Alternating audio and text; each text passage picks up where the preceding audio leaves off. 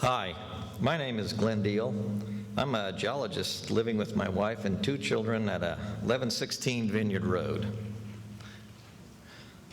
Concern has been raised throughout the state about the impact of wind turbines on the populations of greater and lesser prairie chickens, the lesser being a candidate species under the Endangered Species Act.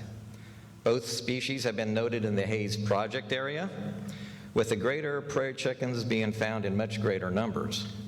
Dr. Robert Roble, a K-State wildlife biologist, has documented how prairie chickens avoid man-made structures. You can see here that Ellis County is considered core habitat for the greater prairie chicken and part of the expanding range of the lesser prairie chicken.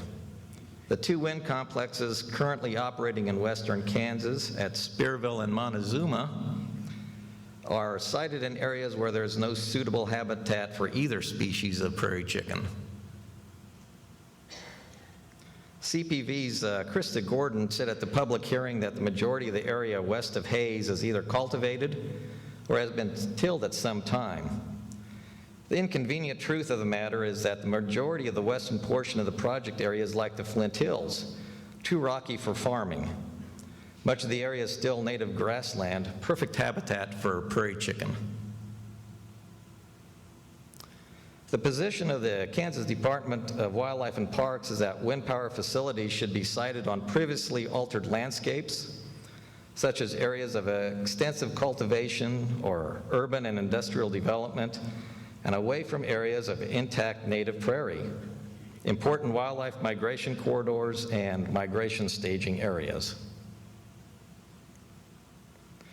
In the siting guidelines for wind power projects in Kansas, written by the Kansas Renewable Energy Working Group, states that wind energy development should avoid large intact areas of native vegetation. The U.S. Fish and Wildlife Service recommends a 5-mile buffer between occupied prairie grouse leks and wind power facilities.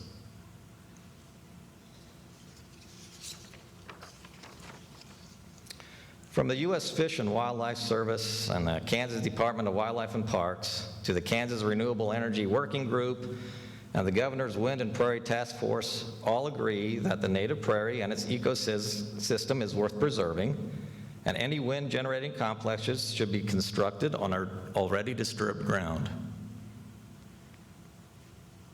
There are various other ways that turbines disturb birds. Apart from collisions, birds may waste energy trying to avoid them on a regular basis, and this can reduce their breeding success and foraging efficiency. When resident hawks and owls begin avoiding wind turbines, rodent populations around them increase because they are released from the control of these predators, and the whole ecology begins to change. Previous studies in New York and California revealed that bird counts made by wind farm developers are typically based on very few observations and often made at times when birds aren't active. Even bird species at low risk for collisions can be deterred from nesting or roosting in their normal habitats by unnatural noises and disturbances. For us hunters, will we find all those pheasants that we have right now? The region in question is zoned for agriculture, meaning it's protected by law from any intrusive developments that would disrupt agricultural production. This project is industrial. It is not agricultural. Wind developers like to show slides of cows grazing right up to the bases of their turbines, but in fact, cattle can suffer health problems from chronic exposure, very similar to humans. Horses are even more sensitive to the noise and disturbance. With half of this land being native rangeland that has never been tilled, once the geology and floral ecology is disturbed, it can never be restored. Even the till land will become more difficult to farm.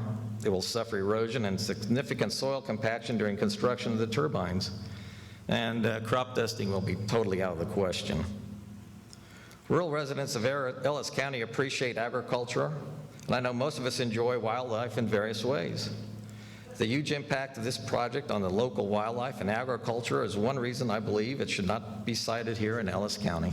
Thank you.